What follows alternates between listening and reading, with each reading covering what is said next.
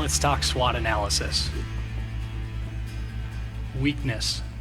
Slow population growth is a huge weakness in Wisconsin. K-12 education needs to be improved. High school graduates need to be work ready or tech school or university ready. They need the right educational focus. Weakness. Continued negative in-migration in Wisconsin. Uncompetitive tax rates that don't draw people in. Weakness. People, or lack thereof, need to retain talent. Talent attraction is key. Minimize government regulations and mandates. This specific quote was told to me in February or March of this year, long before we were talking about a vaccine mandate. Threat. We're teaching students the economy is a fixed pie. You have to take from someone else and give to them. Strength. Probably also an opportunity. Wisconsin has a positive workforce, but not enough people. We work hard and have a good work ethic. We have a culture of work in this state. We have natural resources, recreational opportunities, rivers, lakes, the driftless region, immense forests, and a balanced quality of life. Strength. Our number one asset is our people. Opportunity. Advancing our manufacturing advantage makes sense. Make your strength better and continue to improve upon it. Build on our strengths, don't dwell on our weaknesses. Opportunity. Wisconsin's lifestyle and our low cost of living. Threat. Aging population and lack of population growth. Strength. Our manufacturing base. If you don't make anything, where's your value? Strength. The people and employees in our state. We have a culture of collaboration and wanting to see others do well. I've seen that in 7 or 8 different counties across the state. Neighbors want to help each other. What a great thing to be known as. And as only a manufacturing executive can say so succinctly, and I don't know if this is a strength or an opportunity, we're not California. So these are a dozen quotes that were told to me, and I thought representative of the report that we're releasing today. It was death by 1,000 Zooms earlier this year.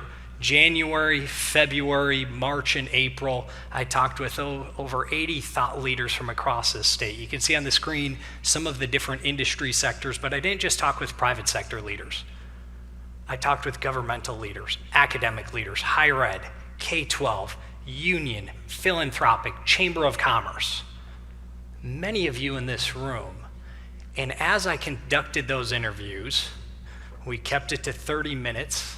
That may be surprising to you. We kept it to 30 minutes, and I asked the same 4 questions. In the here and now of today, what are the strengths and the weaknesses of Wisconsin and our state economy? And as we look out to the middle of next decade, Wisconsin in 2035, what are our opportunities and threats? So I am pleased today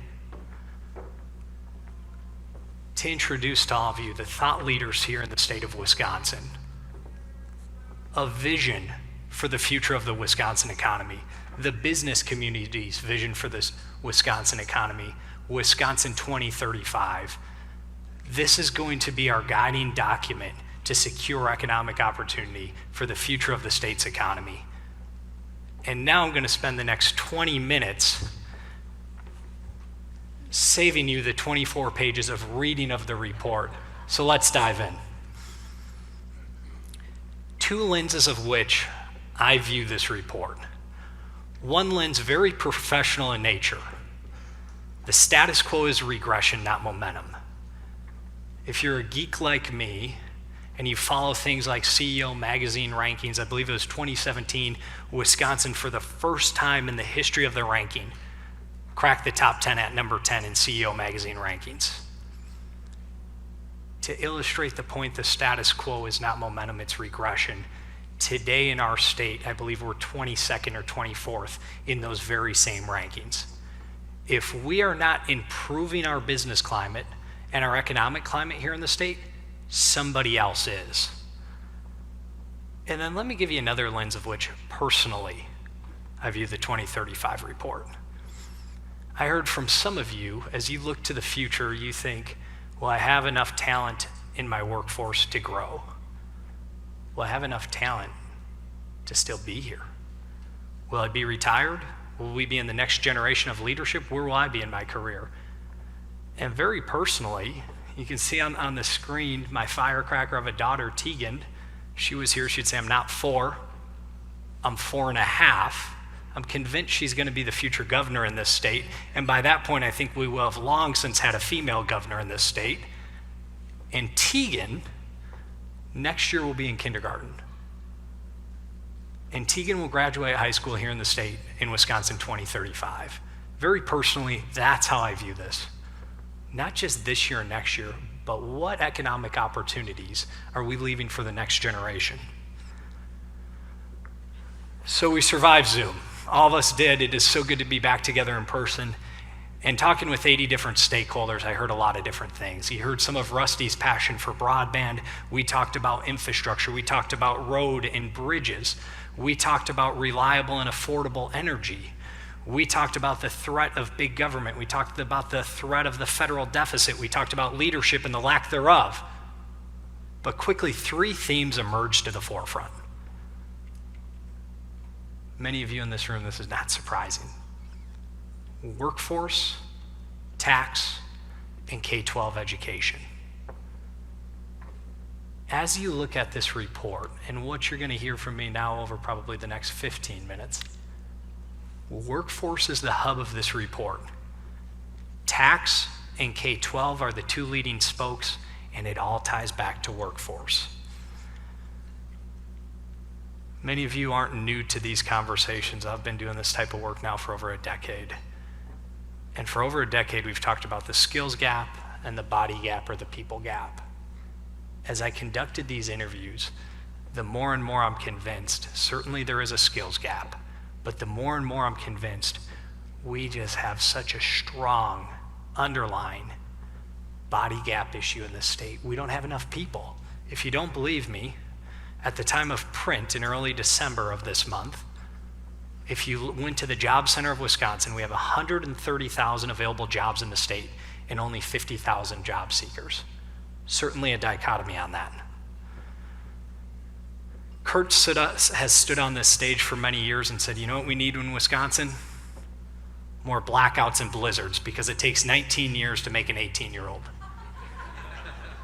Well, Kurt, you may be right, but I'll tell you what we don't need is more pandemics, because last year in the United States, year over year, the birth rate dropped by 4%, fertility rates fell to 1.64, and in over 40 years, birth rates were the lowest since 1979. So let's spell out the obvious briefly. Are you having trouble hiring employees? This was a metric from our biannual CEO survey to give us a pulse on the Wisconsin business community. And CEOs told us in June of this year, 86% said, yes, I am having a hard time. Well, let's illustrate that a little bit further, why that could be. Again, if you're a geek like me and you follow census data, and I'll in a few minutes I'll talk a little bit more on census data.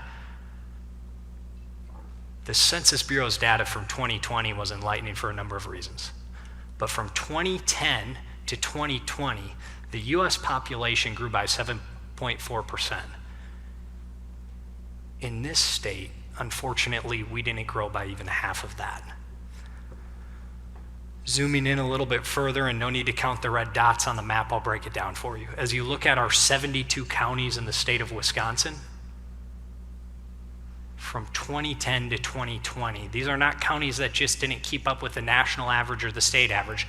These are counties that lost population over the last 10 years, 21 counties. Why we released a roadmap for rural Wisconsin last year, you can see. Just as concerning, Wisconsin's economic driver, our economic hub in Milwaukee County, led the way in population loss. Certainly concerning. So what are we to do about this? Again, the same CEO survey from earlier this summer to get a pulse on the CEO's inputs on the business climate here in Wisconsin. Do you support or oppose a taxpayer-funded talent attraction campaign aimed at drawing more people into Wisconsin and filling available jobs? 73% of Wisconsin executives said yes. Many of you are probably aware of this, some of you aren't. So I'll give you the bad news and I'll give you a glimmer of hope. Wisconsin in 2016, 2017, and 2018, under the leadership of my friend who you'll hear from shortly, Tricia Brown, WEDC received national recognition from the International Economic Development Council, IEDC. It's the leading economic development group, for our leadership in talent attraction. And if you've forgotten about that program, there are 3 key pillars: veteran attraction, UW system and private college graduates coming back home into the state, and then stealing millennials from other Midwestern cities. If you're not familiar, Wisconsin is a state that offers some of the most generous veterans benefits in the United States. What a great thing to be known for. WEDC, in partnership with the Department of Workforce Development, in conjunction with the Department of Veteran Affairs, in conjunction with many of the private sector employers in this room, we're off playing offense. We're telling the story of Wisconsin, hiring people to come back, make your final move, let Uncle Sam pay for it, and come and seek economic opportunity here in the state. We had similar efforts, as I mentioned, with those with educational roots here and those that have already opted into a Midwest lifestyle and trying to steal them back to the Midwest from other large Midwest cities. Well, in 2019, WEDC discontinued this effort. That's the problem. Earlier this year, in June of this year, in the 2-year state budget that the legislature passed and Governor Evers signed, $3 million was authorized for the Wisconsin Economic Development Corporation to reinstate these efforts, to get our foot back on the gas, to tell the story of Wisconsin. As far as I'm aware, WEDC has not yet reinstated that. I think that's a major opportunity. I think $3 million is a deposit, it's not a destination. So if we are to reinstate these efforts, what story would we tell? Again, I'm just outing myself as a geek. If you look at studies like the United Van Line's 44th annual migration trend study, guys like me do, the 3 leading reasons people move: love and family. Well, it's hard to control love and family, but the third, 4 out of 10 people move for economic opportunity.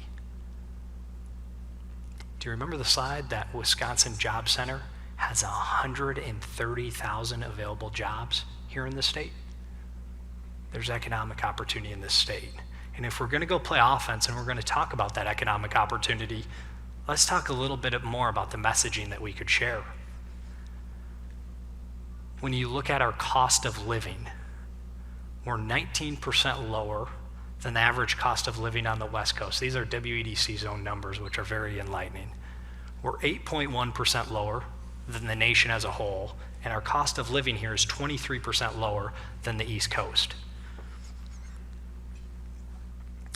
Zooming into Wisconsin, if you look at either our metropolitan or micropolitan areas here in the state, if you think of our 11th largest cities, find on the graphs, what's the closest MSA to you? 9 of our 11 largest cities in the state have a cost of living below the national average. Do you think in a time of really strong inflationary pressure that this message of a lower cost of living may resonate? And then the final data point I'll share, a U.S. World and News report in their best states ranking, pretty reputable source. Wisconsin is ranked 8th overall, and we're ranked 9th in economic opportunity and fiscal stability. You may say fiscal stability, yeah, that really is nerdy to talk about. Think about fiscal stability through the lens of Wisconsin having a fully funded state pension system. We've been prudent investing into our state rainy day fund, and our neighbors to the south have a $160 billion plus unfunded pension liability. Yeah, fiscal stability might not be sexy, but it's going to be important, and it's going to be more and more important over the coming decades. Reintegrating talent into the workforce. Those of you that like graphs, here it is. Those of you that like the talking points, here it is. Our labor force participation rate in the state in September of this year was 66.6%. 2/3 of able-bodied adults ages 16 to 65 were participating in our Wisconsin workforce. If you look in the rearview mirror nearly 25 years, from October to December of 1997, we had a labor force participation rate of nearly 75%. And I'll just direct this. Let me spell this out before I'm asked about it. Yeah, I get this isn't the 1990s. I get I'm not in the 4th grade. But what this does mean, if we had a labor force participation rate, the same labor force participation rate today that we did in Q4 of 1997, that would bring 370,000 more people into the Wisconsin workforce. You do the quick math, that's nearly 45,000 people back into the labor force per 1 percentage point. So yeah, I agree. To get back to 1997 labor force participation rates, that's probably quite unlikely. But can we get to 68, 69, 70%? That could be catalytic. As I mentioned in this report, workforce is the hub, and the two leading spokes are tax and K-12. So let's talk about tax. And I'd encourage you to think about tax a little bit differently. 90% of Wisconsin employers pay the income tax as a pass-through entity. They don't pay the corporate rate, they pay the personal rate. And so when you think about tax here in Wisconsin, I would encourage you no longer to think of tax just as a fiscal issue. Certainly it is. Business climate matters. Capital and people flow to where it's welcomed. But I would encourage you to think about tax as a talent attraction and a retention tool. If we've learned anything during the pandemic, incentives work, and unfortunately disincentives also work. So if you look at a few tax rankings here in the state, and I'll just tip you off, anytime when we talk tax or essentially anything fiscal in nature, you don't want to be by Illinois, you don't want to be by California, and then you also don't want to be by New York or New Jersey. Unfortunately, when we talk about the least tax-friendly states for the middle class, we're the 6th least tax-friendly, neighbors with New York and New Jersey. When we talk about property tax, we have the 8th highest property taxes still in this state. And then when we get down to talking about the highest state and local income taxes, finally we work our way out of the bottom 10 all the way up to the 11th worst. I've mentioned now a few times the 2020 census data. As I study that, as I conducted these Zoom interviews hearing from thought leaders and stakeholders across the state, different industries, different geographies, it was clear what the thought leaders in Wisconsin understand is that you can look at the 2020 census data and overlay population growth and migration trends with taxes. For every 4 people move to a low tax state, for every 1 person that moves out. Let me mention that again. 4 people in to 1 person out. On the flip side of the coin, if you think about a high tax state, 2.5 people move out for every 1 person that moves in. We can't control the sunshine in this state. We can't control federal immigration reform. We can't control family dynamics. But the good news is what we can control is our tax environment.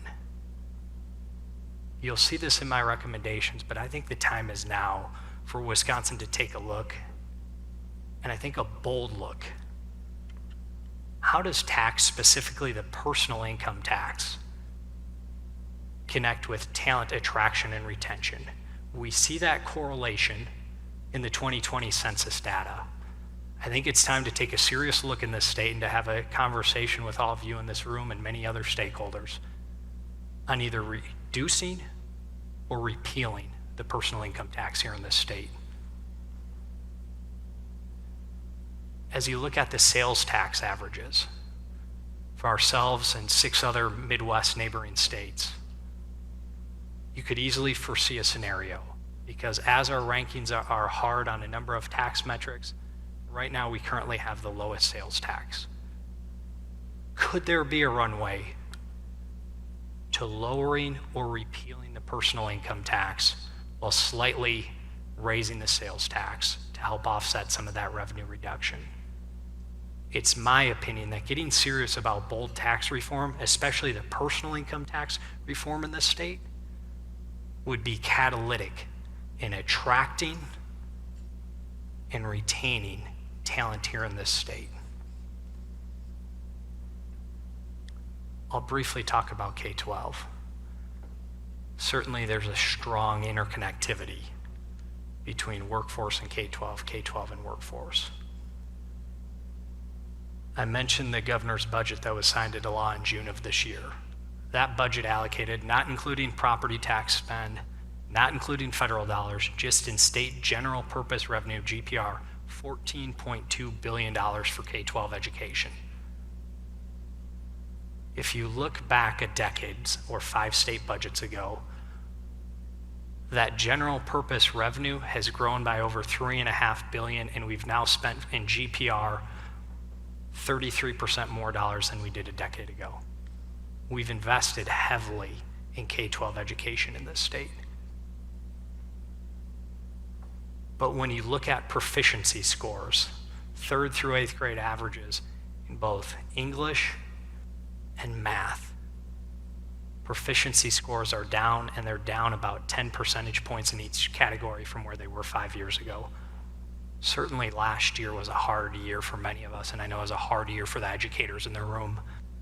You know, I lived through virtual kindergarten, and the best promotion I've had in my career was getting promoted out of Zoom kindergarten. So as the Wisconsin business community sees it, do you support or oppose expanding technical training opportunities for high school students in place of general education classes like language arts or foreign languages? 87% say yes. And let me show you just a few infographics to illustrate why I think there's that strong support. If you look at, and this is BLS data, Bureau of Labor Statistics, if you look at median wages for STEM occupations versus non-STEM occupations, this is national median wage data. STEM occupations pay nearly $90,000 a year. Non-STEM occupations don't even pay half of that. Zooming down into Wisconsin, if you look at the skilled trades, whether that's manufacturing, electrician, or plumber, the average manufacturing wage here in the state is $74,000, and I know many of you are saying, Goodsell, how old are your slides? Because we're seeing double-digit wage increases from last year to this year.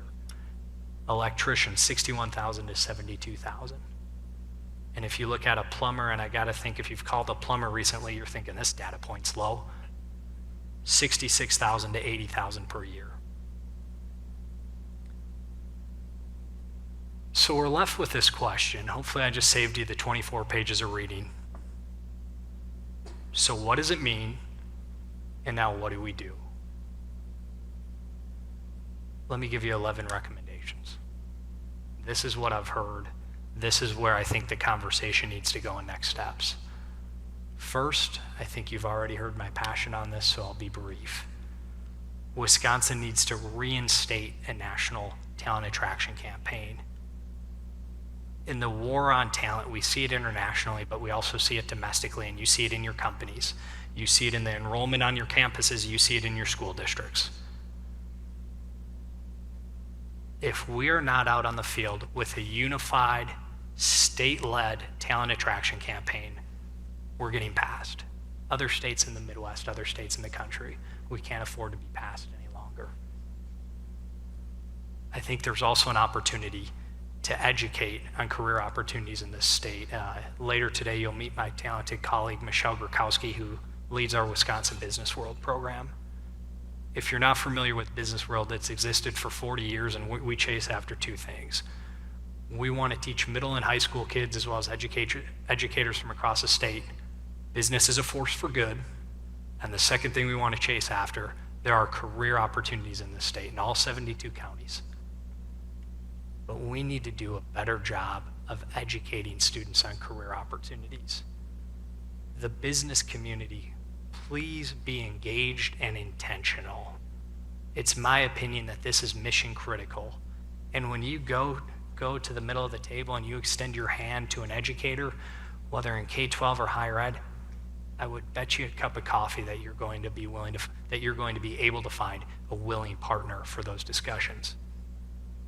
Speaking of career opportunities, I mentioned education funding. I think there is a great opportunity in this state to tailor and target our educational dollars. And one of those areas is to invest into career counselors. Guidance counselors do an incredible job. They have a big job. But we need career counselors in this state that can educate not only students, but maybe just as importantly, parents on the different opportunities here. In our foundation, when we're with the Business World kids, whether urban, rural, suburban, or anywhere in between, we teach there's 4 great routes. There's direct to the military, direct to the workforce, the 2-year, the 4-year. All great opportunities. Just know the different opportunities ahead of you. The last bullet on this slide, the 4th recommendation, is looking at reforming prison reintegration. Some of you are well aware of this, many of you may not. While you're incarcerated, if you're part of a work release program, and upon your release, if you have an employment opportunity with an employer that's just trained you, you've hopefully just built trust and a working relationship with, and there's an economic opportunity lined up for you upon your release, most often you're not able to capture that opportunity because per state law, you're sent back to the community in which you came from before incarceration. I think it would make a lot of sense to take a look at that. Child care. That could be a different keynote speech. Certainly the child care dynamic in this state and in this country is very closely tied to the body gap and some of the workforce challenges here in the state. One thing, this is federal in nature, not state in nature, but one thing that makes a lot of sense is increasing the caps on FSAs, flexible spending accounts. Right now, those caps are $5,000, and the average cost of child care for an infant in the state of Wisconsin is $12,000 and some change. Little bit of a dichotomy. Additionally, I have a background in economic development. The Wisconsin Fast Forward program is our flagship workforce development program and workforce training program. I can tell you from experience, and many of you may echo the same sentiment, it's too cumbersome, too much red tape, and therefore it's not deployed as much as it should be. Expanding youth and registered apprenticeships as well as collegiate internships. Not only do we need skilled talent in this state, we need to engage that talent. And whether it's through an apprenticeship or an internship, the sooner we can engage that talent, the better our chances are of keeping them in the Badger State. 2 more slides of recommendations. Speaking of targeted education funding, we need to expand investment into technical education and industrial arts. Targeted funding, we also need to expand dual enrollment opportunities. Great opportunity for high school students to receive collegiate skills and collegiate credits while in high school, getting them to the workforce sooner, and just as importantly, helping to minimize the student debt burden. And the educators in the room will know, both tech ed and dual enrollment, it's hard to find educators to teach that. I think it would make a lot of sense to explore business leaders teaching on specific subjects without the clumsiness of the certification process. Our final 3 recommendations from the report. This was a conversation that, as part of the off-the-record conversation in Zoom interviews, I heard a lot of concern that K-12 needs to double down and refocus on reading, writing, and STEM programming. There was a lot of concern that we've taken the eye off the balls to talk about plenty of other things, and we need to refocus on that core.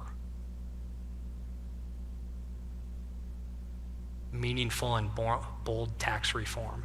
That's a conversation that needs to be had in this state, because it's not just for the taxpayers in this state.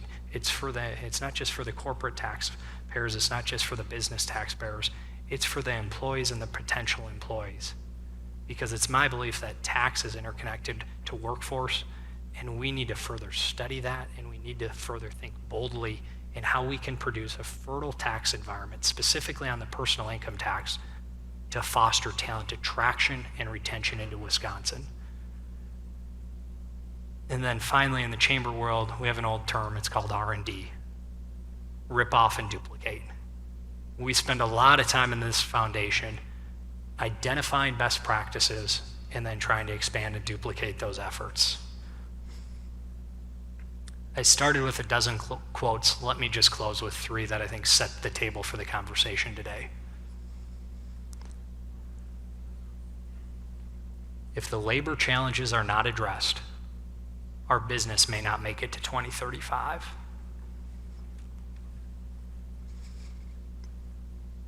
If we can't figure out labor, 2035 never comes for us.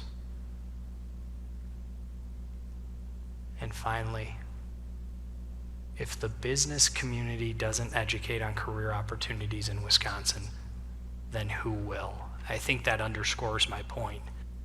For the private sector leaders in this room, engage with your educational partners. Engage, whether that's in K-12, private colleges and universities, our tech schools and across the different campuses in the system, as well as the UW system.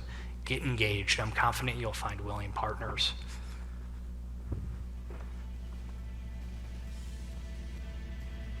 This document, our vision for the future of the state's economy, it's only going to be as good as the people that execute on it. These 11 recommendations are our starting point.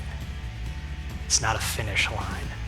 So I want to thank you for taking the time to join with us today. I want to thank you for being part of this. I want to thank you for raising your hand and saying yes to being a thought leader for the Wisconsin economy. Thank you for joining us today.